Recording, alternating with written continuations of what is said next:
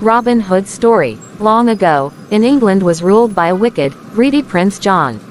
He ordered the Sheriff Nottingham to tax the people so heavily that some were forced to become outlaws.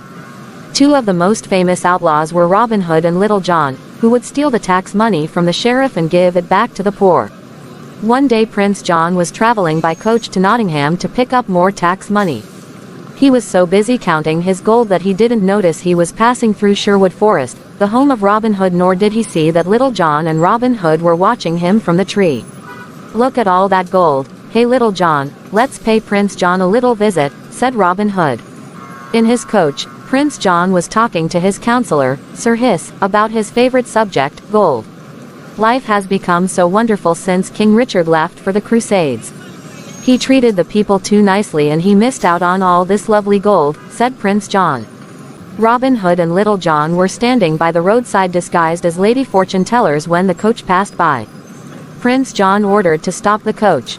While Robin Hood told Prince John's fortune, he slipped the royal rings off his fingers, and Little John helped himself to the prince's gold.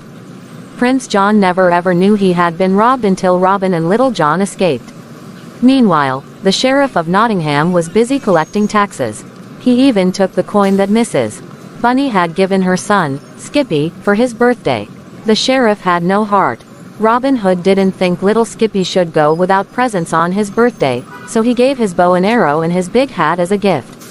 The first time Skippy tried the bow, his arrow flew over Prince John's castle wall. On the other side, he saw Maid Marian and Lady Cluck. Even though Marian was related to Prince John, she saw Robin's friend. Long ago, they had been childhood sweethearts.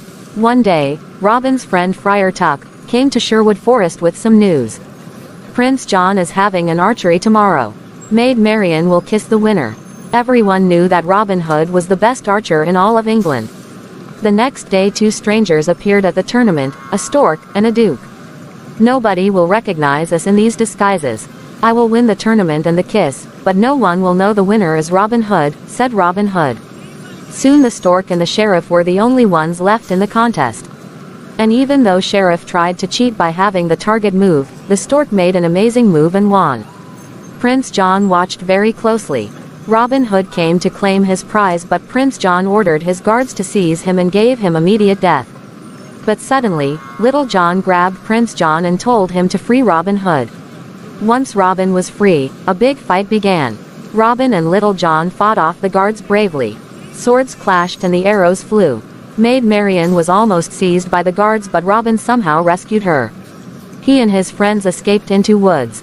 Safely back in Sherwood Forest, all of them celebrated and Little John sang a song making fun of Prince John. It was so funny that soon all of Nottingham was singing it. On hearing it, Prince John became very angry and commanded to double the taxes. But of course, nobody could pay and the prisons were full. The sheriff even robbed the church and arrested Friar for objecting. When Prince John heard that Friar Tuck was in jail, he planned a new trap for Robin Hood. "We'll hang Friar in the morning, and when Robin comes to the rescue, we'll have him," said Prince John. But Robin Hood was a foxy fellow and he was dressed up like a guard. He and Little John climbed the high castle wall and carefully stole the jail keys from the sheriff who was sleeping. Everyone was surprised to see familiar faces and cried with joy. Meanwhile, Robin had climbed up into Prince John's bedroom, where all the gold was kept. Prince John and Sir Haste were sound asleep. Robin tied the bags of gold to a rope between the bedroom window and the jail. Suddenly Prince John awoke and saw there was no gold left. The courtyard became a jumble of arrows, guards and fleeing prisoners. When Robin's hat bobbed to the surface of the moat, Prince John was overjoyed and thought that he was dead. But Robin had escaped by diving in the moat. Even Little John thought that Robin had drowned. But suddenly, Little John saw Robin and was overjoyed. Soon after Robin's narrow escape, good King Richard Narrow came back from the Crusades to take his place on the throne of England. Happiness returned to the land. Robin Hood and Maid Marian were married and all their friends came to wish them all